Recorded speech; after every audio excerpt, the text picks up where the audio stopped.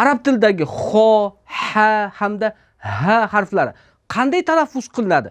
Ularni qanday mashqlar orqali biz bir-biridan ajratib olamiz? O'zi bu harflarning mahraji qayerda? Qanday mashqlar qilsak ularni to'g'ri, chiroyli ayta olamiz? Aynan ushbu videomizda aziz o'quvchilar bu haqida batafsil ma'lumotlarni berib o'tganman.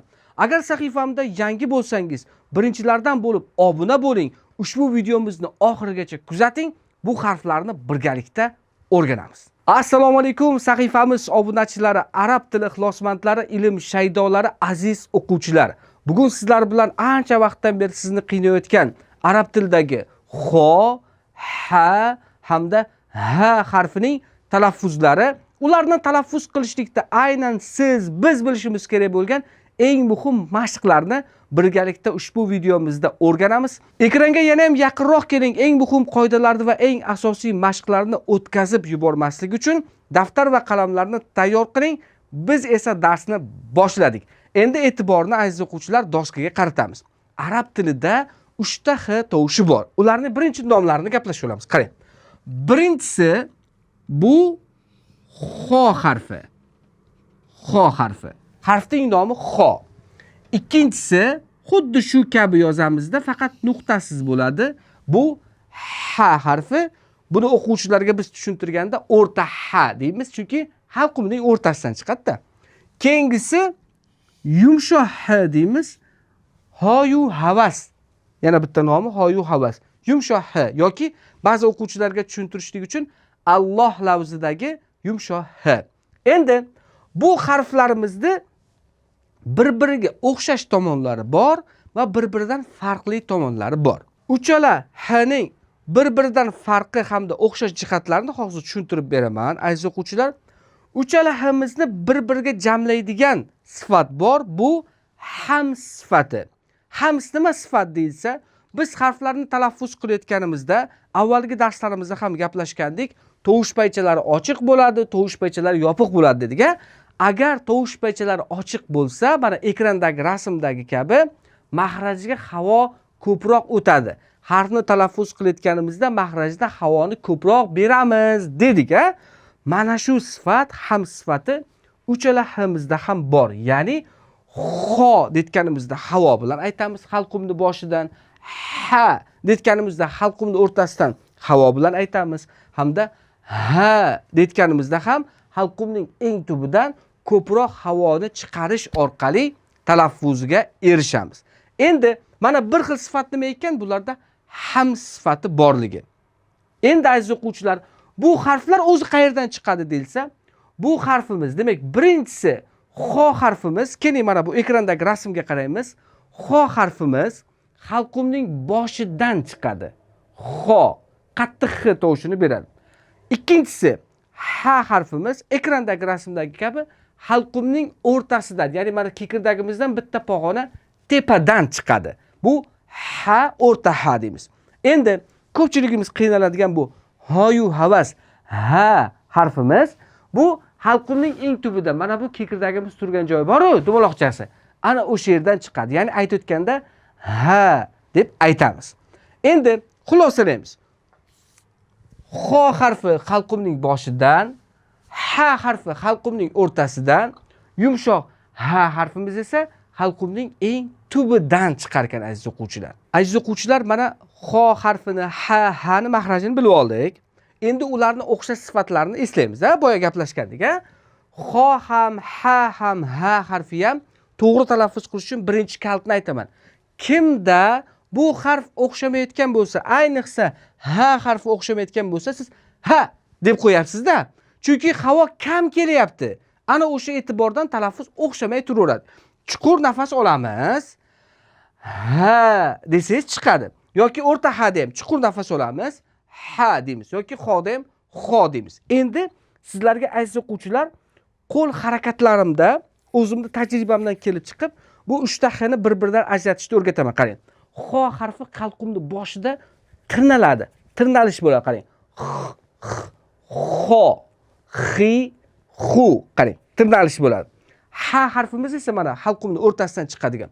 Bunda esa qarang, kelayotgan tovush halqum o'rtasida 50% siqilib chiqadi. Qo'l harakatida qarang.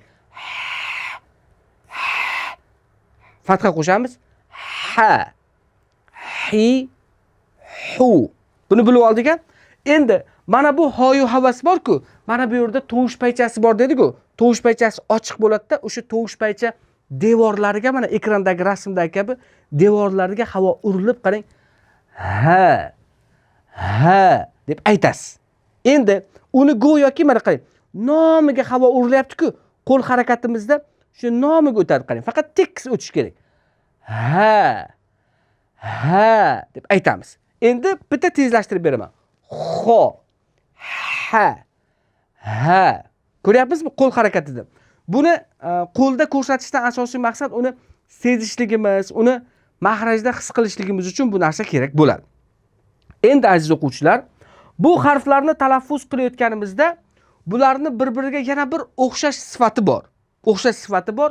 Bu qachon bu sifat ishlaydi desak, hozirgi keyingi doskadagi yozuvda sizga ko'rsataman hozir. Hurmatli kuzatuvchilar, agar siz arab tilidagi bilim va tajribangizni aynan o'zim bilan birgalikda onlayn yoki offlayn formatda yana ham mustahkamlamoqchi bo'lsangiz, aynan o'zim tomonlama amalga oshiriladigan onlayn va offlayn formatda arab tilini noldan o'rgatuvchi, har bir harfning mahraj va sifatlari bilan batafsil ham nazariy ham amaliy o'rgatuvchi maxsus oylik to'lovlari bor bo'lgan kurslarimiz bor. Ushbu kurslarimizga yozilishlik uchun har doim izohlarda maxsus havola linkini qoldiraman. Albatta ro'yxatdan o'ting yoki ekranlaringizda ko'rinib turgan quyidagi raqamlarga qo'ng'iroq qiling. Bizni kurslarimizda o'z tajriba va bilimlaringizni oshiring. Barchalaringizni kurslarimda kutib qolaman. Doskaga ahamiyat beramiz, o'quvchilar e'tibor qaratamiz. Bu harflar bitta sifatda uchalasida ham bor dedik, bitta sifat. Qaysi desa, ham sifati xoda ham bor, hada ham bor, ha harfida ham bor. Ya'ni ular uchala h ham jarangsiz degani. Tovush paychasi ochiq bo'ladi, havo ko'p o'tish kerak o'quvchilar. Endi diqqat qiling. Yana bu uchala himiz bitta sifatda, hammasida bor bu sifat. Qaysi desa, rohava sifati. Rohava sifati nima deyilsa, avvalgi darslarda ham buni tushuntirganman. YouTube'dagi ko'plab videolarimni ko'rishni tavsiya qilaman, sababi bu sifatlarni batafsil o'tganman. Endi rohava sifatini bitta eslab olamiz. Rohava sifati shundayki, biz harfni talaffuz qilayotgan vaqtimizda kelayotgan tovush harfning mahrajida to'siqqa uchramasdan emin-erkin cho'zilib, birozgina uzunroq tovushning chiqishi, bemalol chiqishligi rohava edi. Yana ham sodda qilib aytganda, uni birozgina ushlab turamiz. Cho'zibroq. O'zbek tilida sirg'aluvchi deymiz. Ana o'sha sifat bor. Sirg'alishlik kerak. Ya'ni kimda mana shu uchala h chiqmayotgan bo'lsa, ana o'sha rohava sifatini bermayotgan bo'lasiz. Bu qanaqa bo'ladi desa, masalan, desiz, albatta chiqmaydi bu. Sababi bunda sirg'alishlik bor. Diqqat qiling. 1 2 degancha ushlab turamiz, qarang. Ana aytamiz. Keyin tomoqda qirilish bo'ladi dedik. Ushlab turamiz mana. 1 2 degancha mana. Ushlab turdikmi? Mana. Rohava sifati bor. 1 2 deb ushlab turamiz. Ovoz bor-ku, emasda. Ketdimi? Endi ikkinchisi. Bunda ha harfida tovush 50% nima qiladi dedik? Siqiladi dedik, to'g'rimi? Ana o'sha siqilishligi bo'p ozgina cho'zilishi kerak. Ovoz sal pasayadi keyin, qarang. 1 2 deb sanaymiz, qarang. Qo'l harakatlarida mana. Bu mayin mana. Tomog'ingizda bo'p qirilish bo'lmasin. Tomoqni o'rtasidan. Endi 3-harfimiz bu hoyu havas, xalqimning tubidan. Ko'pchilik qiynaladigan joy. Desiz, bitta sakratyapsiz-da, uni shidda qilib qo'yapsiz yoki qalqala qilib qo'yapsiz yoki bayniya qilib qo'yapsiz. Ya'ni kam ushlaganligingiz evaziga, o'quvchilar evaziga ha harfi chiqmayotgan bo'lishi mumkin. Shuning uchun nima qilamiz? Chuqur nafas olamiz. Mana bu yerda kekirdagimizni ozgina ushlaymiz-da, og'izni ochamiz-da. Ana, ko'ryapsizmi? Havo ko'proq chiqish kerak, hams bor. Birozgina cho'zibroq 1 2 degan muddatcha ushlab turamiz. Yengil nomiga cho'zilib aytiladi. Desak, ha harfimizni to'g'ri talaffuzga erishamiz. Ya'ni buni biz ushlab turish normalarini raqamlarda ko'rsatadigan bo'lsak, deyotganimizda uchalasida ham 100% ushlab turishimiz kerak o'quvchilar. 100% ko'p ushlab turishimiz kerak. 1, 2 deb ushlab turishimiz kerak muddat. Keling endi birgalikda mashq qilamiz. Qarang, sanaymiz. Halqumni boshidan, halqumni o'rtasidan, endi halqumni tubidan bemalol chuqur nafas olib, ko'ryapsizmi? Ana o'sha yerdan chiqadi. Tushunarli bo'ldi.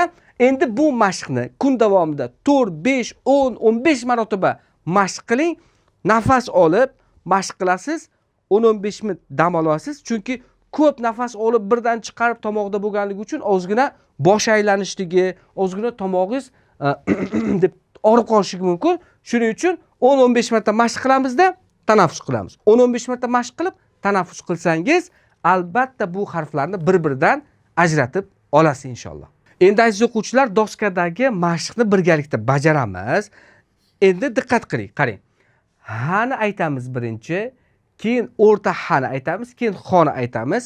Tomoqlarimizni harakatlantirib beraman. Qarang, harakatlantirayotganda iloji boricha ko'proq chuqur nafas olib, xotirjam bo'lib, shoshmasdan ko'proq, cho'zibroq aytamiz. Bo'ptimi? Ha deb olmaymiz. Birdan ovozni ko'tarib olmaymiz yoki to'xtatib qo'ymaymiz. Ha yoki ha emas. Diqqat bilan qarang. Mana kekirdagimizdan chiqadi. Ha. Ko'ryapsizmi? Endi halqumning o'rtasidan mana ha. Ovoz qarang, mayin ketyapti. Ha. Endi bir-biridan ajratyapmiz-da, tomog'ni boshidan qiriladi. Xo. Endi kasra bilan hni topib olamiz. Ha. Hi. Mana ko'ryapsizmi? Ha, keyin i aytyapmiz mana. Hi. Endi ha bilan i aytamiz. Hi. Endi qattiq hi. Xuddi shu holatda hu. Ha harfini aytdik. Endi halqumning o'rtasidan hu aytamiz. Keyin qattiq hu. Endi bunaqasiga mashq qilamiz. Qarang, hozir bunday pastga tushdik-ku. Har xil. Tomoqni pastdan o'rtaga, keyin tepaga chiqdik. Endi bunaqasi qilamiz, qarang. Ha, hi, hu, ha, hi, hu. Endi qattiq bilan xo, xi, hu. Aziz kuzatuvchilar, sahifamiz obunachilari, mana shu mashqni hozir bajarib ko'ring. Agar sizda 3 ta xni bir-biridan ajrata olgan bo'lsangiz, har bitta o'quvchidan kelayotgan izohlarni shaxsan o'zim o'qiyman va kelayotgan savollaringizga maksimal darajada javob berishga harakat qilaman. Albatta izohlarda yozing, o'xshadimi, talaffuz qanchalik sizda chiroyli chiqyapti, farqlay oldingizmi? Bu holatingiz men uchun ham juda ham qiziq. Albatta izohlarda yozishni unutmang. Endi yana bitta life hackni o'rgataman hozir sizlarga. Aziz o'quvchilar, eng zo'r tajribamda amalga oshirgan va eng ko'p foyda beradigan life hackni o'rgataman. Mashqni qarang. Mana biz gaplashdikki, uchalamiz ham sifatiga ega, uchalasi ham rohava sifatiga ega cho'zib turamiz. Mahrajda havo bilan aytamiz dedik-ku. Ana o'sha sifatga endi amal qilamiz. Qarang. Birinchi chuqur nafas olamizda, mana kekirdagimiz ushlab olamizda, a ni aytib, keyin h da boru deb o'zimizni sal xotirjam tashlaymiz. Qarang. Mana ko'ryapsizmi? Masda yoki deb bitta tebrasak yoki desak tomoqdan bo'lib qolyapti. Chuqur nafas olamizda. Aytdik-a? Endi o'rta haga chiqamiz. Endi tepaga. Ko'ryapsizmi? Endi shu holatda bunaqasiga aytamiz, qarang. Birinchi yumshoq h ni aytamiz, keyin o'rta h ni aytamiz, keyin qattiq h ni aytamiz. Umumiy ha hamda xo harfi. Mana bu yerda 100% deb yozganim. Bu yerda siz 1-2 degan muddatcha uni ushlab turasiz, 100% cho'zasiz degani. Ozgina sirg'altirib aytishingiz kerak. Bunda rohava bor deb eslatma bermoqchiman. Chuqur nafas olamiz. I ni aytib turib, keyin h ga o'tamiz. I. Endi u ni aytib, keyin h ga o'tamiz. U. Endi h ga chiqamiz, qarang. ih, uh. Endi xo'ga chiqamiz qattiq x. Ih, go'yoki bunda mana bu ha harfimiz xoda, hada kelayotgan havo to'siqqa uchrash holati qarang.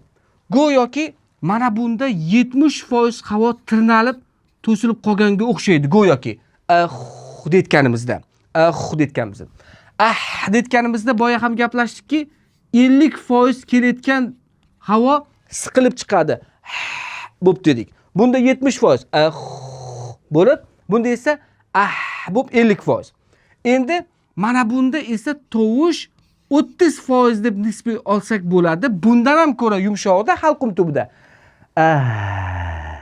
Ha, hi, hu. Mana qarang kekirdagimiz bosib.